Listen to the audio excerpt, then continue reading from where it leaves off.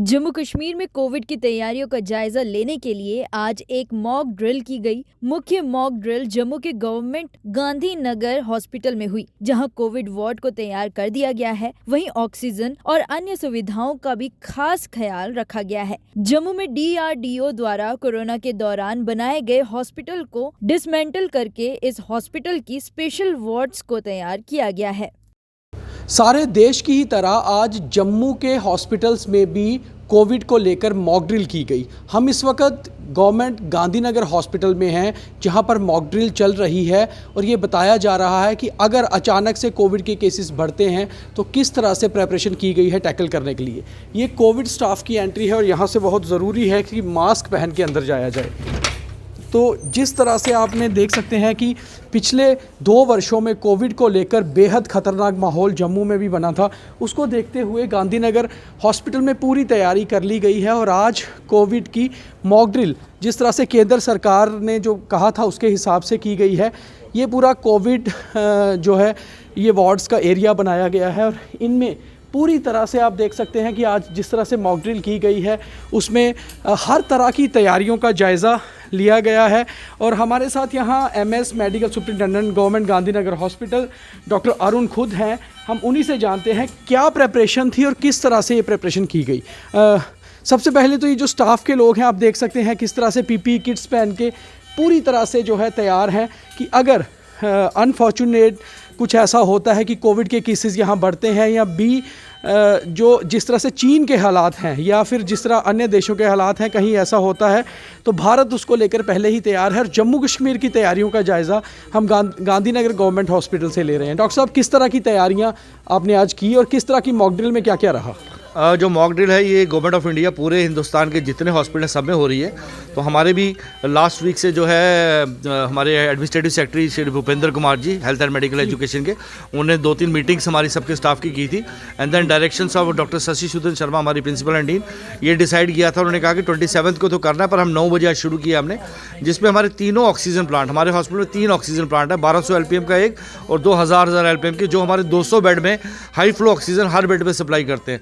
तो उनको हमने सुबह ऑन किया है 9 बजे, शाम को 6 बजे तक वो रन करेंगे। हर 1 घंटे में हम उसकी प्योरिटी देखेंगे ऑक्सीजन की कितनी है, उसको लिखेंगे, चार्ट डाउन करेंगे। देन गवर्नमेंट ऑफ इंडिया ने एक फॉर्मेट बनाया है वेबसाइट में जिसको उसको अपलोड करना है। ये हर महीने किया जाता है जो ऑक्सीजन प्लांट का है। पर इस बार ये है कि उसके अलावा बाकी की मशीनरी इक्विपमेंट जो हमारे हॉस्पिटल में अवेलेबल है उसको भी हमने स्टार्ट किया है, चला रहे हैं। जो हमारे मोनीटर्स हैं उनको चेक कर रहे हैं, वेंटिलेटर्स को चेक कर रहे हैं, ऑक्सीजन कंसनट्रेटर को। उसके अलावा उन्होंने उस फॉर्मेट में एक डिटेल मैन पावर स्टेटस जो मांगा है। बेसिक आइडिया ये है कि गवर्नमेंट ऑफ इंडिया और गवर्नमेंट JNK वो गैप एनालिसिस कर रहे हैं कि कितना गैप हमारे पास अभी है, अगर आपके पास मशीनरी इक्विपमेंट है कितनी है, कितनी फंक्शनल है, अगर नॉन फंक्शनल है तो क्यों है, मैन पावर कम है तो क्यों है। एक पूरा गैप एनालिसिस, ताकि हमारे अस्पताल में अगर कई गैप्स हों तो पूरे हिंदुस्तान में आइडिया लग जाएगा कितने बेड्स हैं, कितने ऑक्सीजन बेड्स हैं, कितने वेंटिलेटर्स हैं, कितने मोनीटर्स हैं, पूरा एक डिटेल जो 2020 और 2021 में जो कमियाँ रही थी उनको किस तरह से पूरा किया गया है? मुझे लगता है 2020 में जब हमारा ये पेंडेमिक शुरू हुई थी, पूरा हिंदुस्तान इतना प्रिपेयर्ड नहीं था। हमें आइडिया नहीं था कि क्या वायरस है और क्या करेगा क्या नहीं करेगा। और 2 साल में अगर आप देखो 2022, आप अगर हॉस्पिटल देखो, ये हॉस्पिटल हर बेड एक हमारा ICU बेड है। और मतलब 200 बेड ऑलमोस्ट ICU बेड जैसे होना या हाई डेंसिटी बेड आप उसको बोल लो, बहुत बड़ी डेवलपमेंट है। हमने जब ये बिल्डिंग टेक ओवर की थी, हम एक सिंपल प्लेन बिल्डिंग थी और खाली बेड थे, कोई ऑक्सीजन नहीं थी, कोई इक्विपमेंट नहीं थी।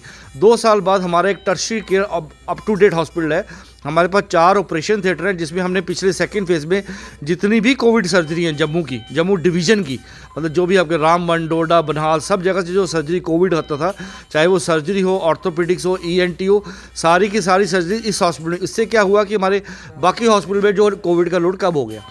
प्लस मैटर्निटी एंड चाइल्ड की जितनी सर्विसेज है, मदर्स का अगर सीजरियन करना है उनको लेबर रूम चाहिए, ICU चाहिए, बच्चों को निक्कू चाहिए, पिक्कू चाहिए, वेंटिलेटर चाहिए, वो सब सर्विसेज हमारे मैटर्निटी चाइल्ड हॉस्पिटल अवेलेबल है। अगर कोविड का आगमन होता है तो हम शालामार को नॉन कोविड रख सकते हैं और इसको पूरा का पूरा कोविड रख सकते हैं। आपने खुद पेंडेमिक को प्रैक्टिकल जो है इसका एक्सपीरियंस किया है, खुद आपने ये सारा कुछ लीड भी किया था।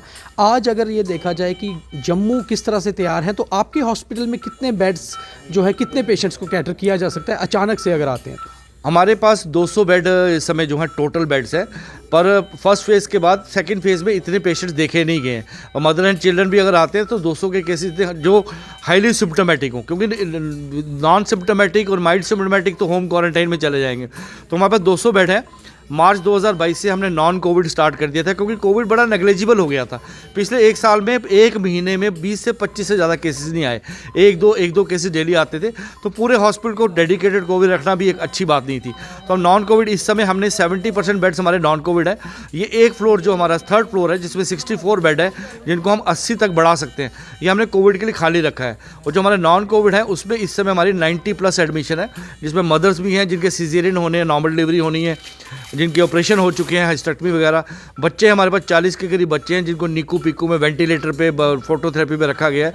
तो अगर भगवान ना करे कोविड के केस आते हैं और बढ़ते हैं तो उसी तादाद में हम नॉन कोविड को कम करेंगे, शालामार जो है नॉन कोविड को संभाल सकते हैं। आखिरी सवाल है कि जब ओमिक्रॉन आया था दिसंबर जनवरी 2022 में, इवन जनवरी में, तो बहुत अच्छे से जम्मू में सिस्टम रहा था। मिनिमम जो है वो इन्फेक्शन यहाँ हुई थी। आपको लगता है कि BF7 जो है इसको भी अच्छे से हम निकाल पाएंगे और हम बिल्कुल सेफ रहेंगे? मुझे लगता है हॉस्पिटल्स पूरी तरह से इक्विप है, हम पूरी तरह से तैयार हैं।